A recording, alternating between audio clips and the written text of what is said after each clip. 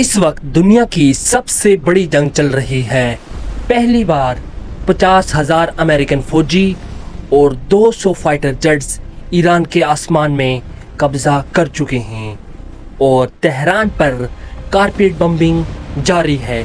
वही मनाजर जो हमने गज़ा में देखा था और अब ईरान में दोहराया जा रहा है। ईरान ने ऐसे मिसाइल छोड़े हैं जिन्हें कोई भी डिफेंस सिस्टम नहीं रोक सकता और सबसे बड़ी बात, ईरान का नया लीडर सामने आ गया है और रज़ा पहलवी भी मैदान में आया है। इन सब के दरमियान पाकिस्तान कहाँ खड़ा है, आज मैं आपको बताऊंगा इन सब के बारे में। तो अगर आप नए हैं तो अभी चैनल को सब्सक्राइब करें, लाइक करें और बेल आइकन जरूर दबाएं। दोस्तों, बात है उस दिन की जब दुनिया की सबसे पुरानी तहजीब पर क़यामत टूट पड़ी। अमेरिकी सेंट्रल कमांडर के तर्जमान ने प्रेस कॉन्फ्रेंस में ऐलान किया, हमारे पास अभी ईरान पर फुल एयर डोमिनेंस है, यानी ईरान का आसमान अभी ईरान का नहीं रहा। इजरायली और अमेरिकी फाइटर जेट्स फारस खलीज से लेकर स्ट्रेट्स ऑफ हॉर्मुज़ तक आज़ादाना उड़ रहे हैं, कोई रोकने वाला नहीं। ईरानी नेवी का ये हाल हुआ है कि 17 से 20 बड़ी वारशिप को बैठे बैठे डुबो दिया गया है।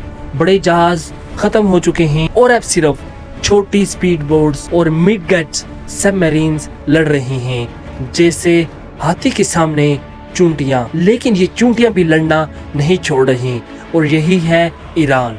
दोस्तों, जितना मारो इतना उठता है। अब सवाल आता है कि पाकिस्तान का क्या मौक़िफ़ है।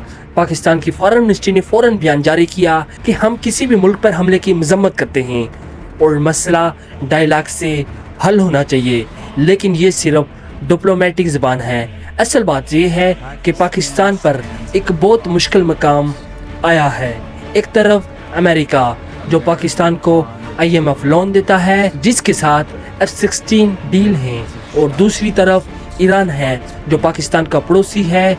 900 किलोमीटर से ज़्यादा मुश्तरक सरहद है। लाखों शिया मुसलमान पाकिस्तान में मौजूद हैं जिनका दिल ईरान के साथ धड़कता है और हर मुसलमान पाकिस्तानी इस वक्त ईरान को सपोर्ट कर रहा है। पाकिस्तानी सोशल मीडिया पर हैंड ऑफ ईरान ट्रेंड्स कर रहा है।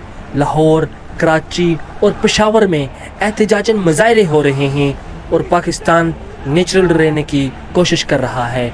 लेकिन तारीख हुआ है, जब पड़ोस में आग लगे तो धुआं आपके घर भी आता है। तेहरान में कारपेट बम्बिंग जारी है। 170 से ज़ायद ईरानी शहरी शहीद हो चुके हैं और ये सिर्फ पहले दिन की गिनती है।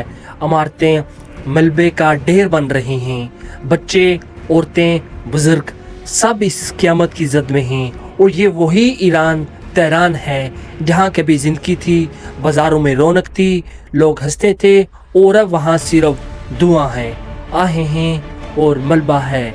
लेकिन ईरान हार नहीं माना, क्योंकि ईरान के पास अभी भी वो हथियार बाकी हैं जो अमेरिका और इजराइल को नाकाबिले तलाफी नुकसान पहुँचा सकते हैं। तो दोस्तों, ये था सिर्फ पार्ट 1। पार्ट 2 में आपको बताऊंगा कि ईरान ने वो क्लस्टर मिसाइल 5 क्यों छोड़े जिन्हें कोई नहीं रोक सकता।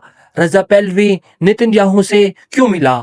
ईरान का नया लीडर कौन है। क्या पाकिस्तान इस जंग में खेजा जा सकता है। कमेंट्स में लिखो कि आपके ख्याल में पाकिस्तान को ईरान की मदद करनी चाहिए या नहीं। लाइक करें, सब्सक्राइब करें और बेल आइकन जरूर प्रेस करें। पार्ट 2 का इंतज़ार करें। खुदा हाफिज़।